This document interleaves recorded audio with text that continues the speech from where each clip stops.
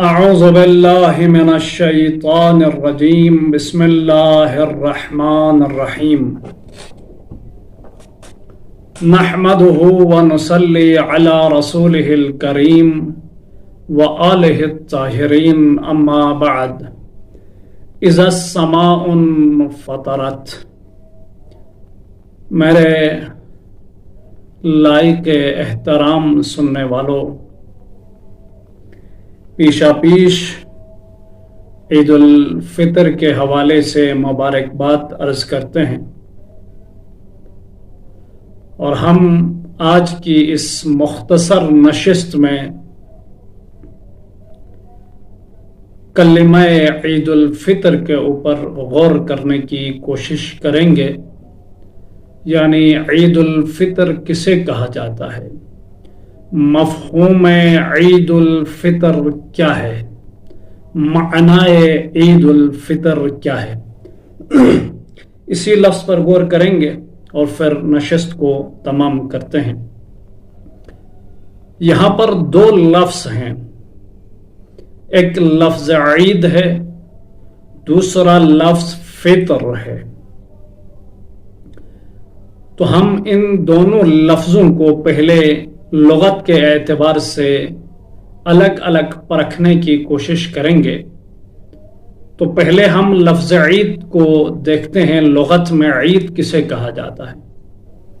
عید مادہ عود سے لیا گیا ہے۔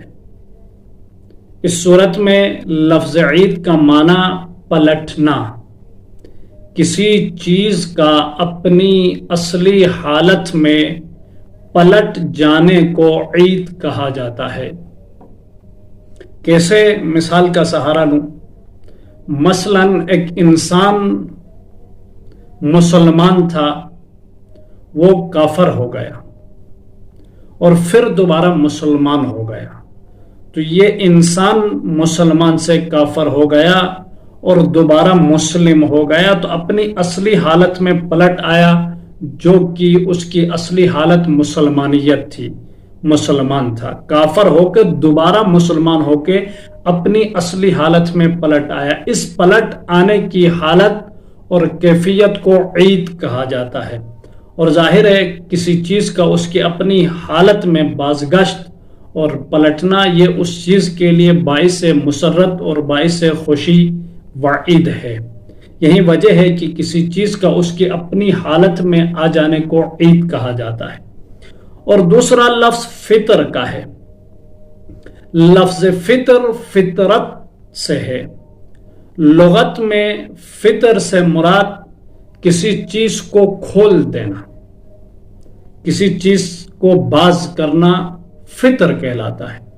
یہی وجہ ہے کہ پروردگار ارشاد فرما رہا ہے، اذا السماء انفطرت، جب آسمان کھل جائے۔ کسی چیز کو کھول دینا فطر ہے۔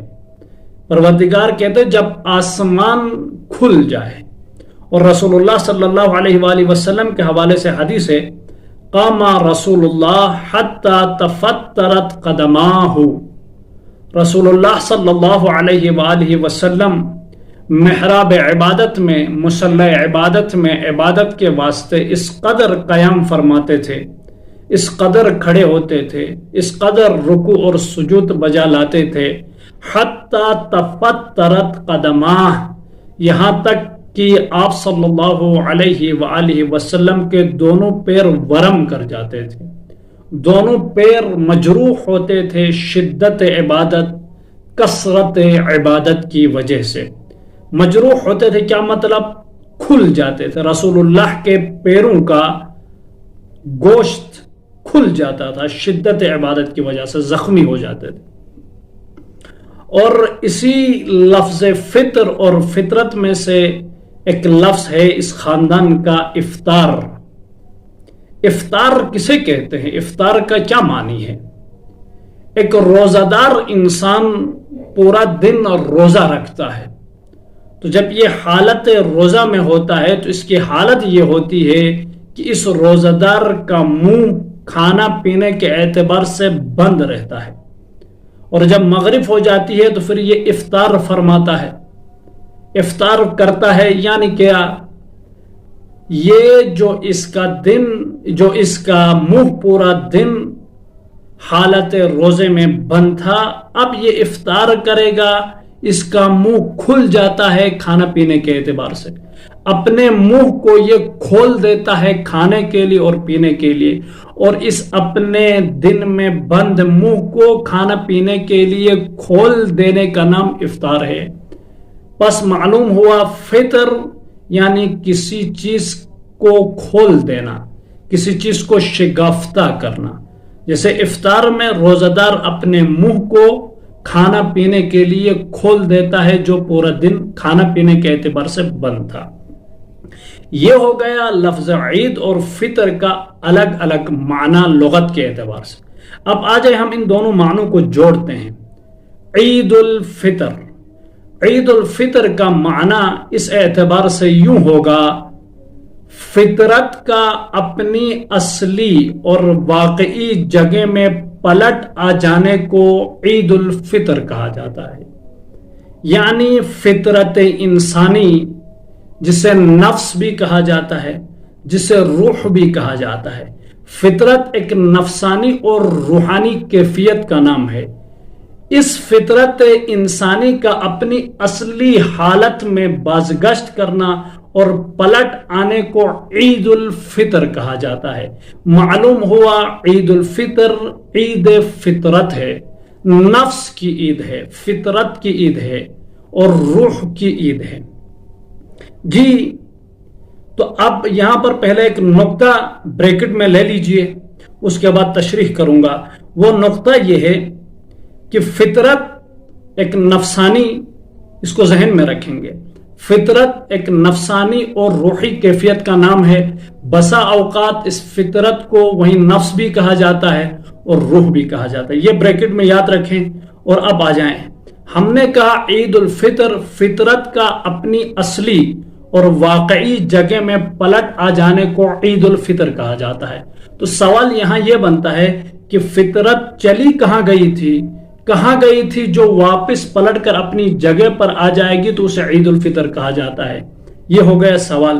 تو اب اس سوال کا جواب سن لیں۔ پوری عالم انسانیت، پوری عالم بشریت فطری طور سے، نفسی اعتبار سے، روحی اعتبار سے پاک و منزہ ہے۔ فطرت انسانی چاہے وہ کوئی بھی ہو، یہودی ہو، نصارہ ہو، مسلم ہو، کوئی بھی ہو، فطرت انسانی ابتدا میں اور شروع میں، جو کہ روح بھی کہا جا سکتا ہے، نفس بھی کہا جا سکتا ہے، یہ نفس انسانی چاہے کوئی بھی ہو، روح انسانی چاہے کوئی بھی ہو، فطرت انسانی چاہے کوئی بھی ہو، ابتدائی طور سے یہ پاک و پاکیزہ اور طیب و طاہر ہوا کرتی ہے۔ کیا؟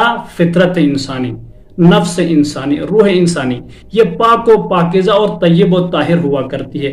اس بات پر دلیل لے لیجئے، رسول اللہ صلی اللہ علیہ وآلہ وسلم نے ارشاد فرمایا، کل مولود یولد علی الفطرہ، ہر مولود، ہر پیدا ہونے والا بچہ یا بچی فطرت پر پیدا ہوتا ہے۔ اب یہاں سوال یہ ہوتا ہے فطرت سے کیا مراد ہے؟ تو امام صادق نے ترجمہ کیا، کہا یہاں پر فطرت سے مراد توحید ہے اور اسلام ہے۔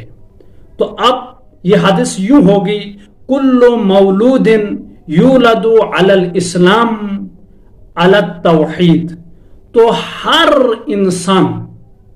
انسان چاہے وہ کوئی بھی ہو، مسلمان، یہودی، عیسائی، ہندو، بلا تفریق کوئی بھی انسان ہو، وہ ابتدائی طور پر فطرت میں خلق ہوتا ہے، یعنی اسلام میں خلق ہوتا ہے۔ فطرت میں خلق ہوتا ہے یعنی توحید میں خلق ہوتا ہے، یعنی اس کی فطرت بذات خود ابتداءً پاک و پاکیزہ، طیب و طاہر ہوا کرتی ہے، عالم انسانیت کی فطرت۔ جی، اور یہاں پر اسلام سے مراد، توحید سے مراد جو ہے وہ پاکیزگی ہے، طہارت ہے۔ کیسے اسلام اور توحید پاکیزگی ہے، طہارت ہے؟ عزیزان گرامی قدر، اسلام کے مقابلے میں جو چیز ہے وہ کفر ہے، اور توحید کے مقابلے میں جو چیز ہے وہ شرک ہے۔ شرک بھی نجس ہے، کفر بھی نجس ہے۔ تو پتہ چلا اسلام اور توحید پاکیزگی کو کہا جاتا ہے، طہارت کو کہا جاتا ہے۔ تو ہر پیدا ہونے والا بچہ چاہے وہ کوئی بھی ہو، وہ فطرت پر پیدا ہوتا ہے۔ فطرت سے مراد اسلام اور توحید ہے، توحید اور اسلام سے مراد پاکیزگی اور طہارت ہے۔ حتی یکون ابواہ، یہاں تک کہ اس نومولود کے ماں باپ، ابواہ یہاں تثنیہ کا صیغہ ہے، باپ کو غلبہ دے کر ابواہ کہا ہے، یہاں تک کہ اس نومولود کے ماں باپ اس بچے کو یحودانی یہودی بناتے ہیں، وہ یونسرانی یا نصرانی بناتے ہیں۔ بعض کتابوں میں اس روایت پر ایک لفظ اور اضافہ ہے، وہ مجوسی کا ہے، اس کے ماں باپ اسے مجوسی بنا دیتے ہیں۔ یعنی ہر بچہ وہ کوئی بھی ہو بلا تفریق، ہر بچہ جب پیدا ہوتا ہے تو فطرت پر ہوتا ہے، یعنی اسلام اور توحید پر، اسلام اور توحید یعنی پاکیزگی اور طہارت پر۔ اگر اس بچے کو اسلام، توحید، پاکیزگی اور طہارت سے ہٹاتے ہیں، فطرت انسانی جو کہ توحیدی ہے اور اسلامی ہے اور پاک و پاکیزہ ہے، اس فطرت انسانی سے اس انسان کو ہٹا دیتے ہیں تو اس کے ماں باپ ہٹا دیتے ہیں۔ یعنی اگر بچے کے ماں باپ یہودی ہیں تو بچہ یہودی بنتا ہے، اگر ماں باپ نصرانی ہیں تو بچہ نصرانی بنتا ہے، اگر ماں باپ مجوسی ہیں تو بچہ مجوسی بنتا ہے۔ یعنی اس بچے کی وہ فطرت پاکیزہ، وہ فطرت طیب و طاہرہ، وہ فطرت اسلامیہ، وہ فطرت توحیدی، اس سے اس بچے کو ہٹا کر نجس کر دیتے ہیں فطرت اور روح اور نفس سے بچہ کو، تو وہ ماں باپ کرا دیتے ہیں۔ جی ایک یہ ہو گیا غیر مسلم کے حوالے سے۔ اب آ جائے مسلمانوں کے حوالے سے۔ مسلمانوں میں بھی مسلمانوں کی نفس، مسلمانوں کی فطرت اور مسلمانوں کا روح یہ بھی نجس ہوتا ہے۔ کیسے نجس ہو جاتا ہے؟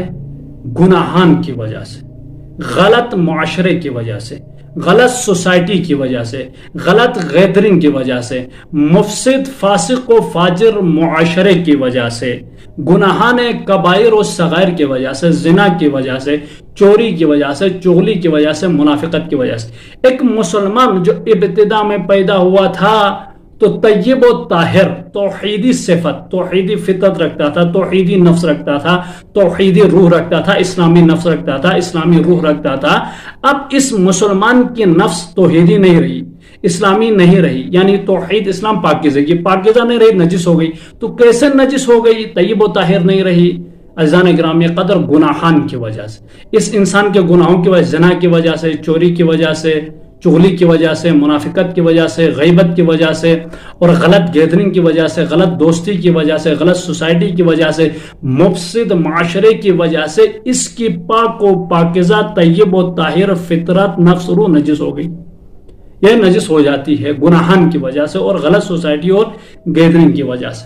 تو سال میں کل 12 مہینے ہوتے ہیں، 12 مہینوں میں سے 11 مہینوں میں حضرت انسان، مسلمان انسان اپنی نفس کو، اپنے روح کو اور اپنی فطرت کو گناہوں میں آلودہ کر دیتا ہے، گناہوں کے گرد و غبار میں، رجس میں آلودہ کر کے اس پاک و پاکیزہ جو ابتدائی طور پر کل مولود یولد علی الفطرت، جو اسلامی فطرت تھی، جو توحیدی نفس و روح و فطرت تھی، اس کو گناہوں کے دندل میں پھنسا کر نجس اور گندا کر دیتا ہے۔ جو پاکیزہ فطرت تھی اسے گندا کر دیتا ہے 11 مہینوں میں۔ پھر ماہ مبارک رمضان آ جاتا ہے۔ اللہ نے ماہ مبارک رمضان کو رکھا ہے تو روحی پاکیزگی کے لیے رکھا ہے۔ یہ ماہ مبارک رمضان ضیافت اللہ کا مہینہ ہے۔ اس مہینے میں اللہ اپنے روزہ دار بندوں کی مہمان نوازی کرتا ہے۔ تو کیسے مہمان نوازی کرتا ہے؟ پکوڑے سموسے کھلا کر نہ، پکوڑے سموسے چپس ٹکا بریانی اس کا تعلق جسم سے ہے، روح سے نہیں ہے۔ ماہ رمضان کا تعلق روح سے ہے۔ اللہ ماہ مبارک رمضان میں انسان کے روح میں جو آلودگی آئی ہے، جو پاکیزگی اور طیب و طاہر روح اور نفس اور فطرت انسانی تھی، یہ گناہوں کی وجہ سے گندا اور غلیظ اور نجس ہو گئی تھی۔ ماہ مبارک رمضان کے ذریعے سے اللہ ان تمام پریدگیوں کو روح، نفس اور فطرت سے پاک کر دیتا ہے۔ کیسے؟ ماہ مبارک رمضان آ جاتا ہے، روزہ دار بندہ استغفار کرتا ہے، توبہ کرتا ہے، نماز پڑھتا ہے قرآن کی تلاوت کرتا ہے، شب قدر سے استفادہ کرتا ہے، شیطان کو گرفتار کیا جاتا ہے، جنت کے راستے کھول دیے جاتے ہیں۔ جی انسان ان استغفار اور توبہ اور ذکر خدا، نماز کے ذریعے سے اپنے اس روح کو جو گندا ہو گیا تھا، آلودہ ہو گیا تھا 11 مہینوں میں گناہوں کی وجہ سے، غلط گیدرنگ اور سوسائٹی کی وجہ سے، پاک و پاکیزہ کر دیتا ہے۔ ماہ مبارک رمضان روح، نفس اور فطرت کا مہینہ ہے۔ اس کا تعلق فطرت سے، جسم سے نہیں۔ اگر جسم سے ہوتا تو اللہ بھوکا نہیں رکھتا 17 گھنٹے میں، اور آپ کو بھوکا نہیں رکھتا۔ یعنی اس کا تعلق ہمارے جسم کو کبھی کرتا ہے، جسم بیمار، معذرت، روح کو کبھی کر دیتا ہے۔ روح اگر بیمار ہو گیا ہے، روح کمزور ہو گیا ہے، تو ماہ مبارک رمضان میں اللہ فرشتوں کے ذریعے سے، شب قدر کے ذریعے سے شیطان کو بند کر کے، جہنم کے راستے بند کر کے روح کی پذیرائی کرتا ہے اور روح کو پروان چڑھاتا ہے۔ یہ مہینہ ضیافت اللہ ہے روح کے لیے، روح کو غذا بخشتا ہے۔ قرآن کی تلاوت کے ذریعے سے، شب قدر کے ذریعے سے روح کو غذا دی جاتی ہے۔ تو انسان، یہ جو انسان ہے جو پاک و پاکیزہ فطرت ابتدائی طور پر رکھتا ہے، اس نے دیگر مہینوں میں گناہ کر کے اپنی فطرت کو اور اپنے وجود کو، اپنے روح اور اپنی نفس کو نجس کیا تھا، گناہوں میں آلودہ کیا تھا۔ ماہ رمضان میں آ کے استغفار اور توبہ کے ذریعے سے دوبارہ اپنی اس روح اور نفس اور فطرت کو پاک و پاکیزہ بنا دیتا ہے، دوبارہ اپنی اس اصلی حالت میں واپس آتا ہے۔ 11 مہینوں میں اس کی فطرت بدل گئی تھی، توحیدی فطرت اور اسلامی فطرت سے ہٹ گئی تھی۔ ماہ رمضان نے آ کر دوبارہ اس انسان کی اس فطرت کو دوبارہ توحیدی اور اسلامی فطرت بنایا ہے۔ لہذا اسی لیے کہا جاتا ہے ماہ رمضان کے بارے میں، پیغمبر نے فرمایا انما سمی رمضان لانہ یرمض الذنوب۔ اللہ نے ماہ مبارک رمضان کو رمضان نام اس لیے رکھا کیونکہ یہ رمضان انسان کے روزہ دار کے گناہوں کو راکھ کر دیتا ہے، جلا دیتا ہے، ختم کر دیتا ہے، دھو دیتا ہے۔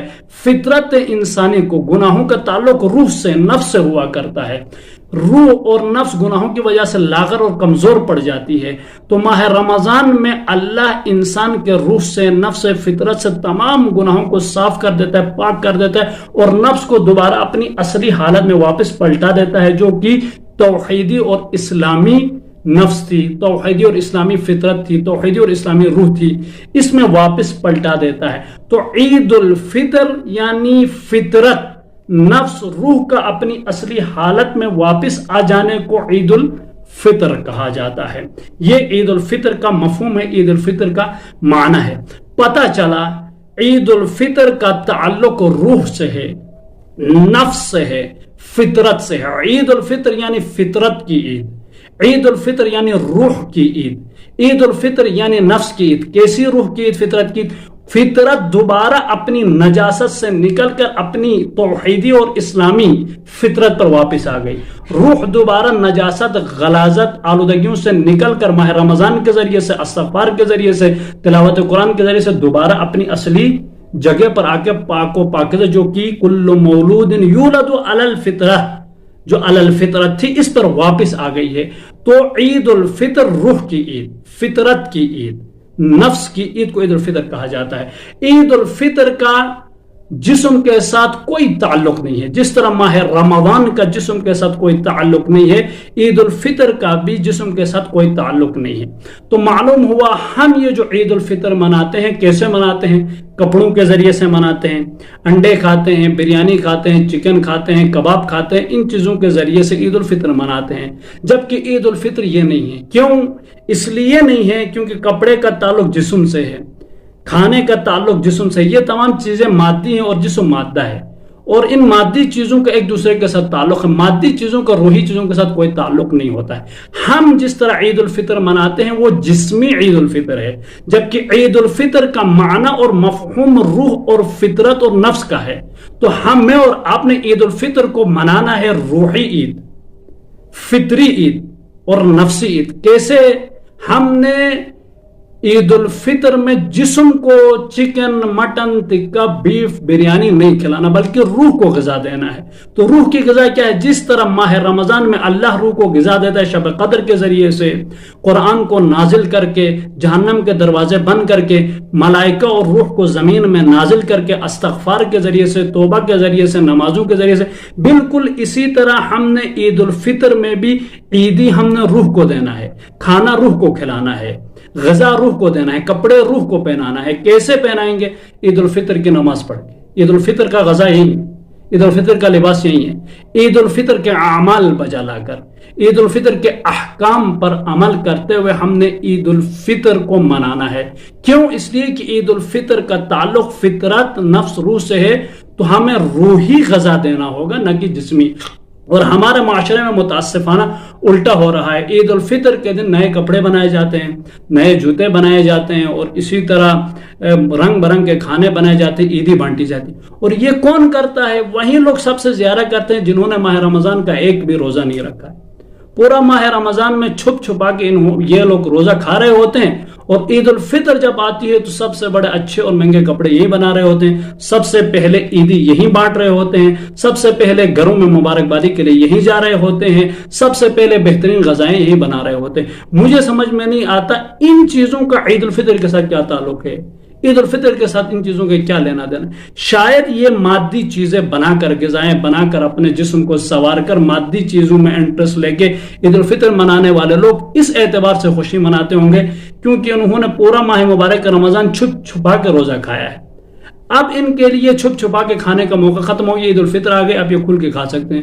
شاید اس لیے عیدی دیتے ہوں گے، کپڑے بناتے ہوں گے اور لباس بناتے ہوں گے، وَإِلَّا ان چیزوں کا عید الفطر کے ساتھ کوئی تعلق نہیں ہے۔ عید الفطر یعنی فطرت کی پاکیزگی، فطرت اور نفس اور روح کا اپنی اصلی حالت میں واپس آ جانے کو عید الفطر کہا جاتا ہے۔ اور عید الفطر کی غذا نماز، روح، استغفار وغیرہ ہے، تو عید الفطر کی نماز پڑھ کے عیدی دے دیں، عید الفطر کے اعمال بجا لا کر عیدی دے دیں اور خوشی منائیں، عید الفطر کے احکام پر عمل کرتے ہوئے عید الفطر کی خوشی منائیں۔ تو پروردگار عالم سے دعا ہے کہ خداوند متعال ہمیں حقیقی معنوں میں دین کو سمجھ کر دین کے احکامات پر عمل کرنے کی توفیق عطا فرمائے، اور ہمیں فطرت کی عید، حقیقی فطری عید منانے کی، روحی عید منانے کی توفیق دے۔ ہماری سب سے بڑی حاجت امام صاحب الزمان کے ظہور میں تعجل فرما، وما علینا الا البلاغ۔